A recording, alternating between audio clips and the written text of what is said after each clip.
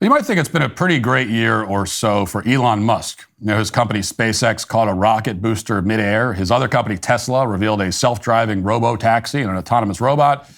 Then there's Neuralink, allowing paralyzed people to control computers with their minds. Then he moved into the White House after restoring freedom of speech to social media using his other company, X. But all of these achievements, you may be surprised to learn, pale in comparison to the many accomplishments of a former bartender and current member of Congress named Alexandria Ocasio-Cortez. And that's why the other day, AOC put Elon Musk in his place. She delivered an extremely coherent and rational takedown of Musk, a takedown that doesn't suggest in the slightest that she's thinking about him all the time or has any kind of unusual preoccupation with him whatsoever, or might even have a kind of romantic infatuation with Elon Musk. Not at all. Now, admittedly, I'm not capable of capturing AOC's brilliant assessment with any kind of paraphrase, so I'll just play the clip for you, and here's what she had to say. This dude is probably one of the most unintelligent billionaires I have ever met or seen or witnessed. Which, you can probably even glean that from watching these people on TV. Anyways, all of that is to say is that they don't do their homework. Clearly, they're putting 19-year-olds in at the Treasury. This dude is not smart.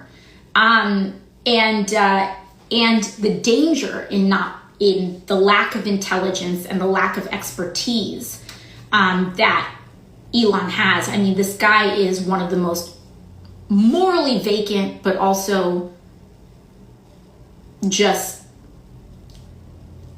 least knowledgeable about these systems that we really know of.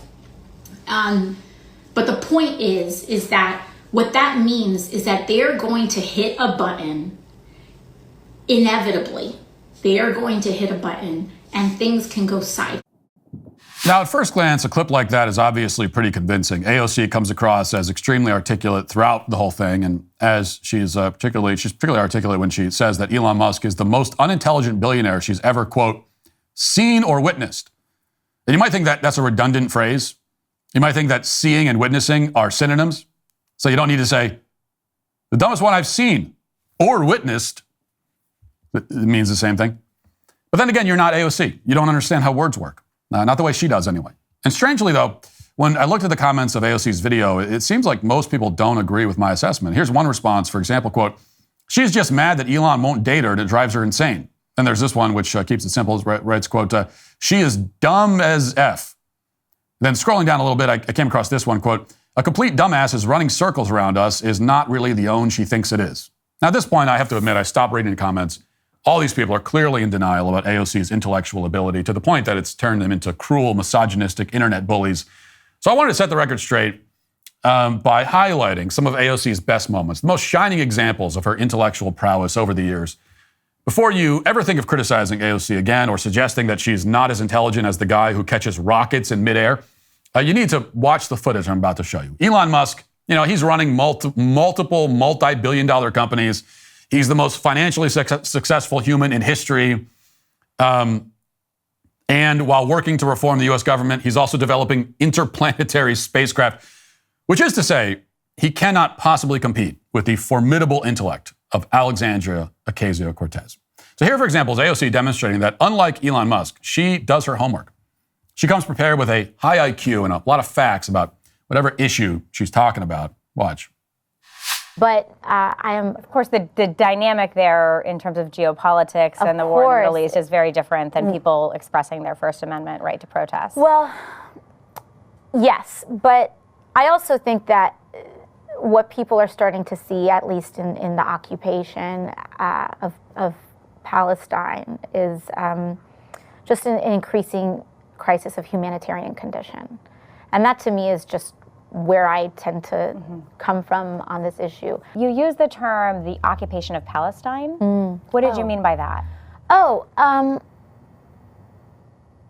I think what I meant is like the settlements that are increasing in some of these areas and places where Palestinians are experiencing difficulty in access to their housing and homes. Do you think you can expand on that? Yeah, I mean, I think I'd also I am not the expert on geopolitics on this.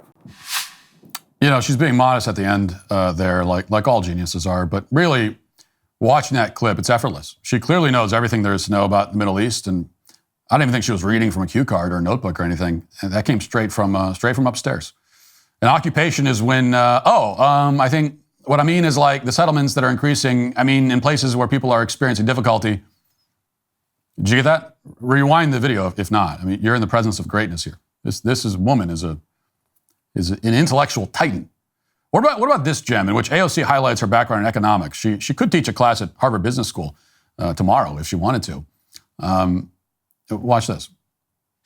We look at these figures and we say, oh, unemployment is low, everything is fine, right? Well, unemployment is low because everyone has 2 jobs. Well, did you get that? The unemployment rate is low because everyone has 2 jobs. Makes perfect sense. You know, when you have 2 jobs, you basically count as 2 people with jobs. That's why the unemployment rate is currently negative 100%. Now, after this interview came out, some racist and misogynistic economics professors came out and disagreed with her. One in particular came out with this statement: whether someone has multiple jobs doesn't enter into the construction of the unemployment rate. The unemployment rate is calculated from a survey of individuals where each individual is classified as having a job, without a job, and on temporary layoff, or actively searching for work, or out of labor force, close quote. So that's just pure bigotry, obviously. AOC knows what she's talking about. Put aside the fact that the number of people who have 2 jobs is less than 5% and dropping year over year. AOC knows what she's talking about when it comes to economics. In fact, she also knows what she's talking about when it comes to the law. She's like a Renaissance woman. Whatever specialty you're talking about, she understands it like the back of her hand. Watch.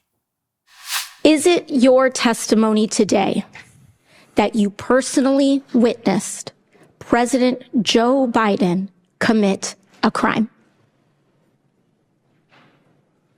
I believe the fact that he was sitting with me while I was putting together a business Did you deal- witness the president commit a crime? Is it your testimony today? Yes. And what crime have you witnessed? How much time do I have to go through it? It is simple. You name the crime. Did you watch him steal something?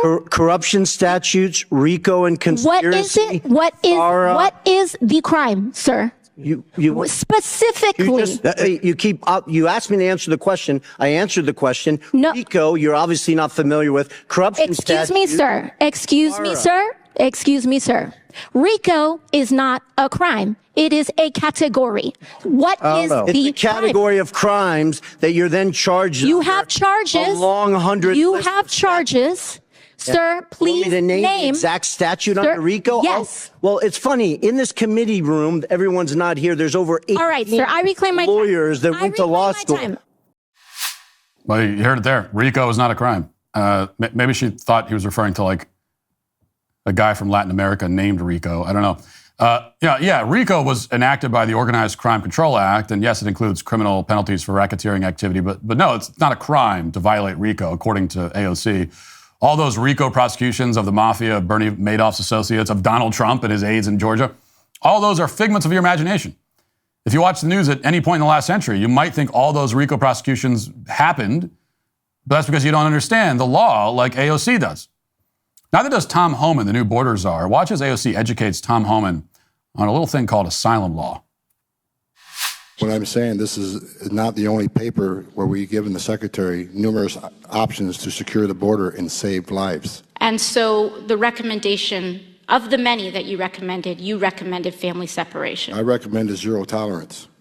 which includes family separation. The same as is with every U.S. citizen parent gets arrested when they're with a child. Zero tolerance was interpreted as the policy that separated children from their If I get arrested for DUI and I have a young child in the car, I'm going to be separated. When I was a police officer in New York and I arrested a father for domestic violence, I separated that father Mr. from his Holman, family. with all due respect, legal asylees are not charged with any crime. When you're into the country illegally, it's violation 8 United States Code 1325. Seeking asylum is legal. If you want to seek asylum and go through the port of entry, do it the legal way. The Attorney General of the United States has made that clear. Okay. That's another legal. She's a legal expert. So AOC is explaining here that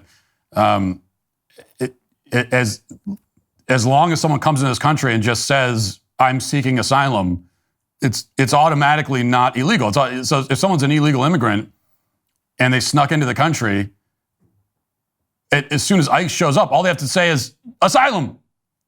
And magically, it's no longer illegal. That's her point. Now, at this point, you're probably saying, I get it, no more clips. AOC, clearly a savant, knows the law better than the lawmen. But I'm going to keep going because all you haters out there have left me with no choice. So let's continue. Did you know that it's possible to invent technologies that have already been invented? Well, it's true.